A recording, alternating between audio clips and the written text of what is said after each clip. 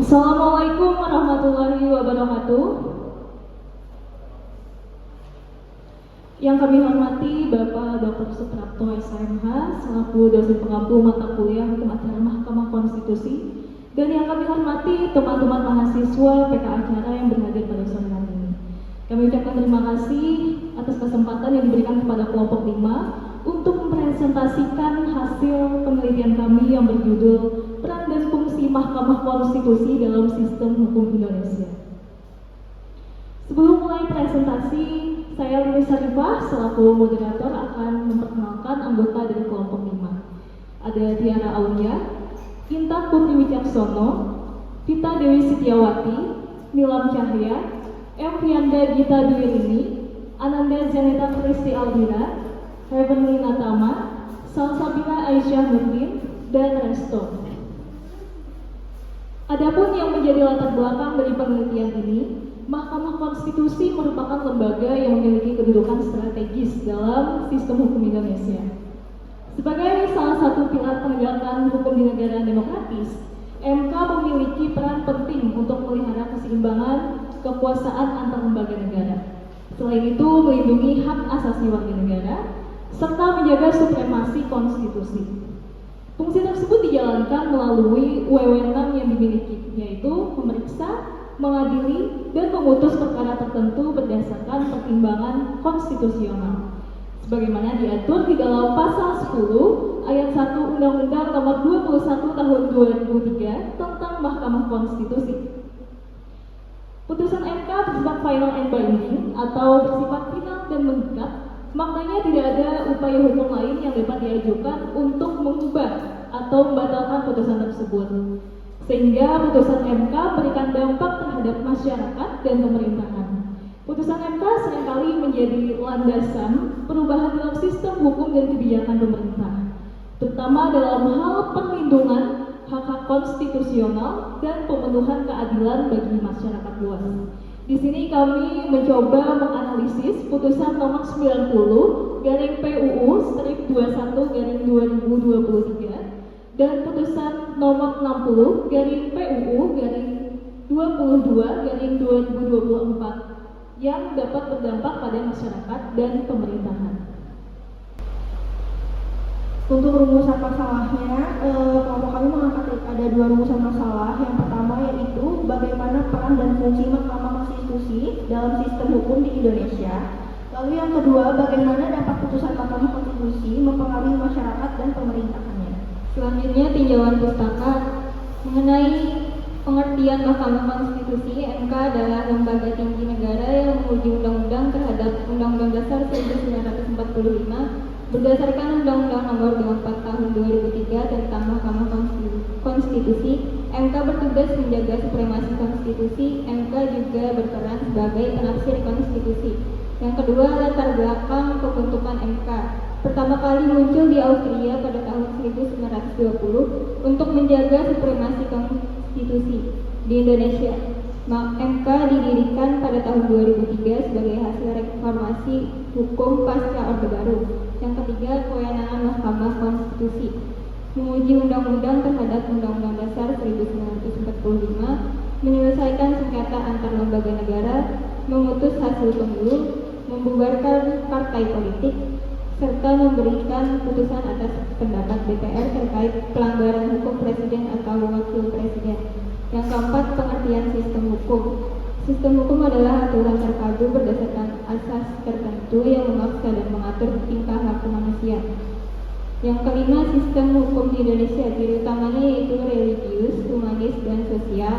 Tantangannya kepastian hukum yang lemah akibat pengaruh hukum adat. Metodologi penelitian ini menggunakan jenis penelitian normatif empiris dengan sifat deskriptif analitis, yaitu menggambarkan fenomena hukum secara sistematis dan menganalisis data untuk mengidentifikasi permasalahan serta mencari solusinya. Pendekatan yang digunakan meliputi pendekatan perundang-undangan, pendekatan kasus, pendekatan konseptual. Data terdiri dari data primer yang didapat dari wawancara dengan ahli hukum tata negara, data sekunder yang didapatkan dari peraturan, putusan MK, buku, dan jurnal. Teknik pengumpulan data dilakukan melalui studi pustaka dan wawancara. Temuan dan analisis. Pada bagian A, peran dan fungsi Mahkamah Konstitusi dalam sistem hukum Indonesia ini disebutkan sebagai penjaga konstitusi. Mahkamah Konstitusi berperan penting dalam membentuk arah kebijakan hukum di Indonesia dengan memastikan bahwa undang-undang, kebijakan pemerintah, dan tindakan kelembagaan lainnya selalu sejalan dengan prinsip-prinsip konstitusional.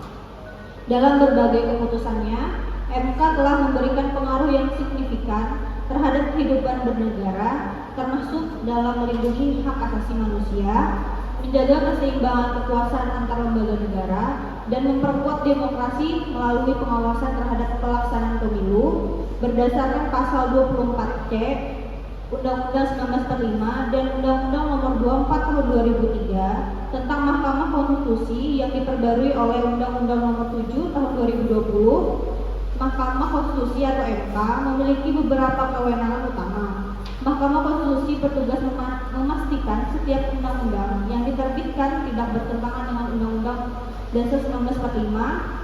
Menguji undang-undang merupakan fungsi utama dari MK untuk memastikan kesesuaiannya dengan konstitusi, menyelesaikan sengketa konstitusional seperti sengketa hasil pemilu dan pembubaran partai politik, dan melindungi hak-hak dasar warga negara adalah tugas Mahkamah Konstitusi. Selain itu, MK berfungsi sebagai pengawal negara hukum, memberikan penafsiran konstitusi, dan menjamin keadilan dan demokrasi. MK bertanggung jawab untuk menjaga kestabilan hukum dan konstitusionalisme negara dengan semua wewenang yang dimilikinya.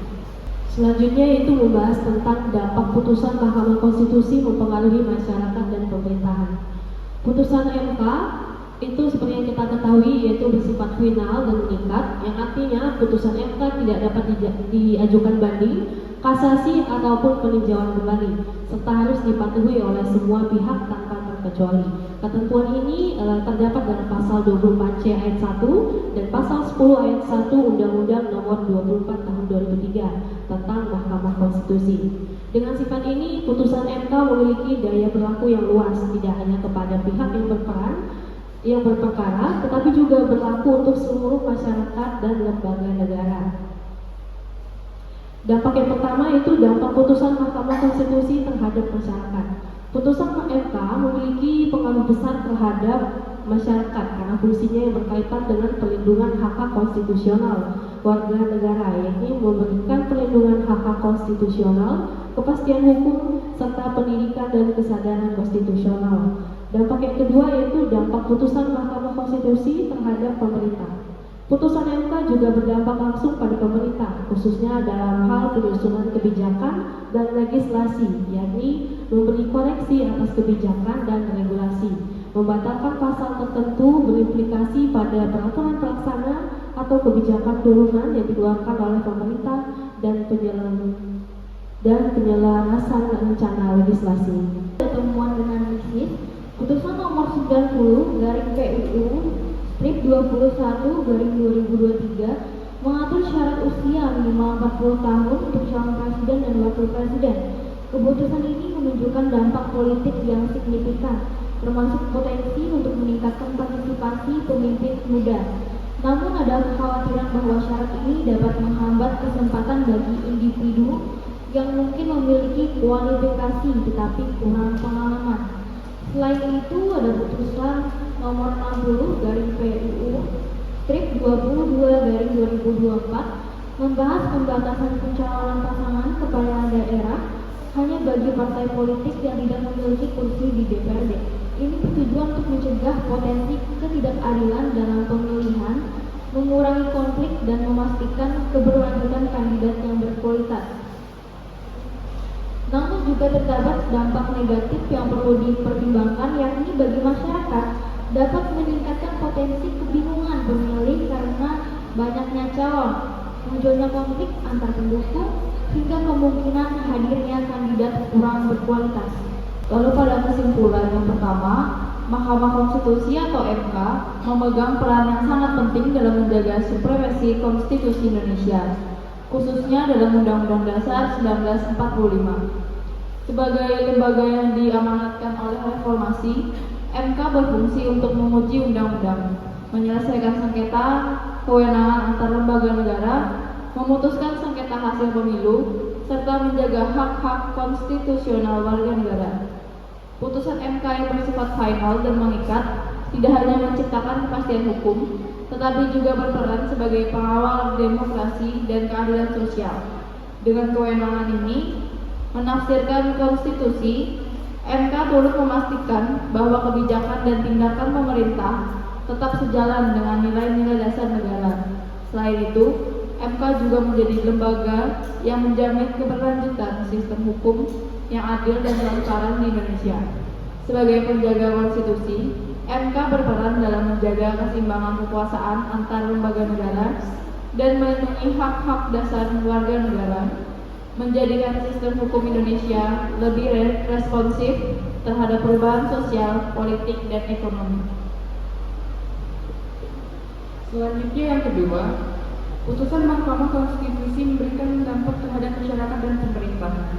Dampak putusan MK terhadap masyarakat antara lain memberikan perlindungan terhadap hak-hak konstitusional warga negara, meningkatkan kepastian hukum, serta mendorong pendidikan dan kesadaran konstitusional.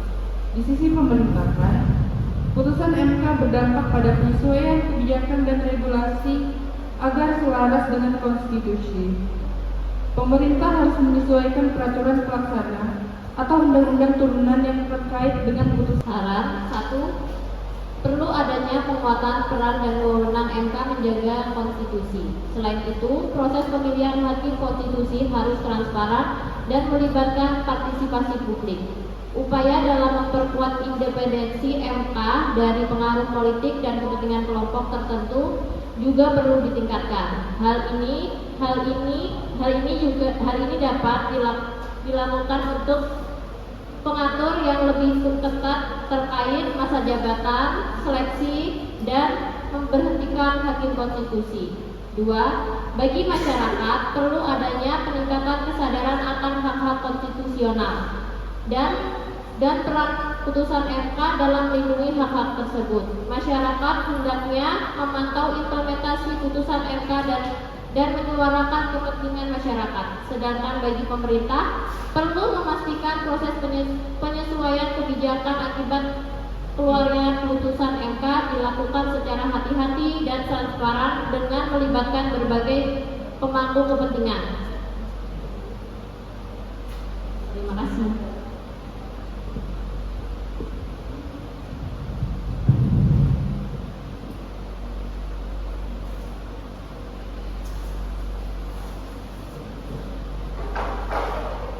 Baik, demikian pemaparan hasil penelitian kami. Kepada teman-teman yang ingin bertanya, silakan sebutkan nama dari kelompok berapa dan bacakan pertanyaannya. Silakan, apakah ada yang ingin bertanya? Silakan.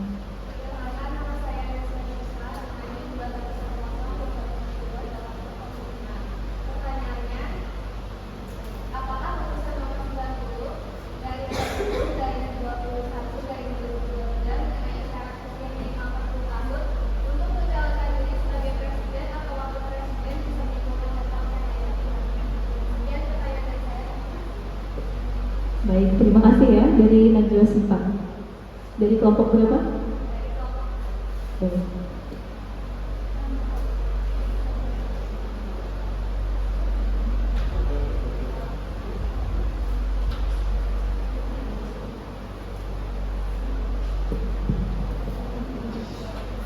Untuk menjawab pertanyaan dari Najwa Sifat, kelompok 6 izin. Apakah putusan nomor 90/PUU strip 21/2023 mengenai syarat usia minimal 40 tahun untuk mencalonkan diri sebagai presiden atau wakil presiden bisa menimbulkan dampak negatif? Jawabannya tentu bisa. Salah satu dampak negatifnya, penerimaan sosial terhadap pemimpin muda masih menjadi tantangan, terutama dari kelompok masyarakat dan elit politik yang lebih konservatif, yang mungkin memandang mereka kurang matang. Di sisi lain, peluang ini juga dapat dimanfaatkan oleh oligarki politik untuk mendorong calon tertentu yang lebih muda namun tetap berafiliasi dengan kekuatan lama, sehingga mengurangi dampak positif dari keberagaman politik.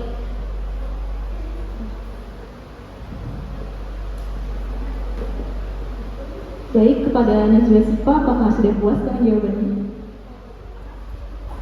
Baik, selanjutnya apakah ada yang bertanya lagi? Ya, silakan. Masnya.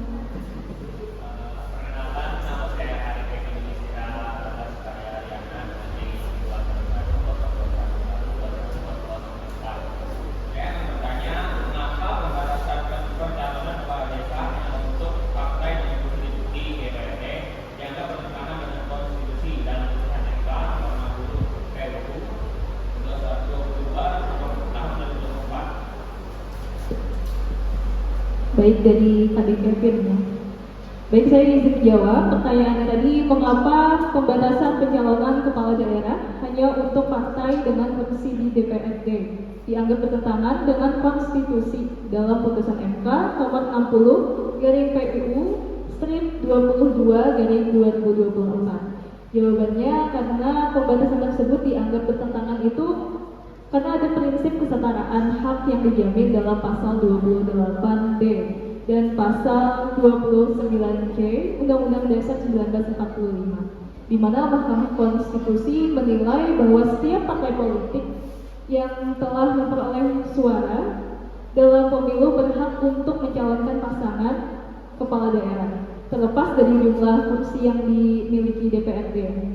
Hal ini bertujuan untuk memperkuat asas keadilan dan partisipasi politik yang lebih inklusif sehingga seluruh masyarakat dapat mewakili secara demokratis. Seperti itu. Apakah sudah puas yang jawabannya? Baik, terima kasih. Selanjutnya, apakah ada yang bertanya? Ya, silakan.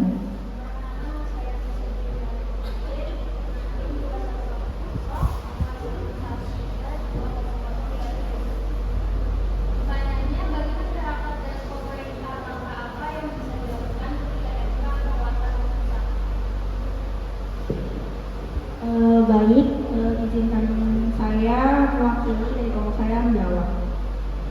Bagi masyarakat perlu adanya peningkatan kesadaran akan hak-hak konstitusional dan peran putusan MK dalam melindungi hak-hak tersebut. Dikarenakan masyarakat hendaknya memantau implementasi putusan MK dan menyuarakan kepentingan masyarakat. Sedangkan bagi pemerintah perlu memastikan proses penyesuaian kebijakan akibat keluarnya putusan MK dilakukan secara hati-hati dan transparan dengan melibatkan berbagai pemangku kepentingan.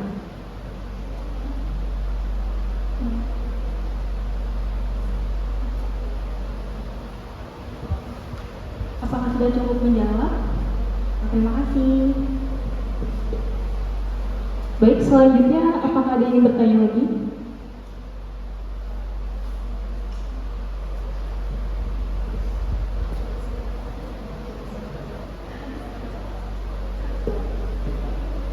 Baik, demikianlah presentasi dari kelompok 5. Mohon maaf atas segala kekurangannya.